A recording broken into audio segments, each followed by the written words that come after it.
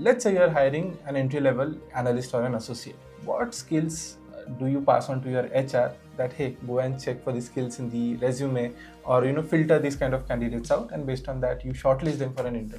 It is communication skills, that's number one. Second is the professional trait, which involves their adaptability, their accountability, responsibility. In their project world, have they collaborated? The other most important part is their emotional quotient. I would say academic criteria is just the first step that we look into, because that is just a basic demand.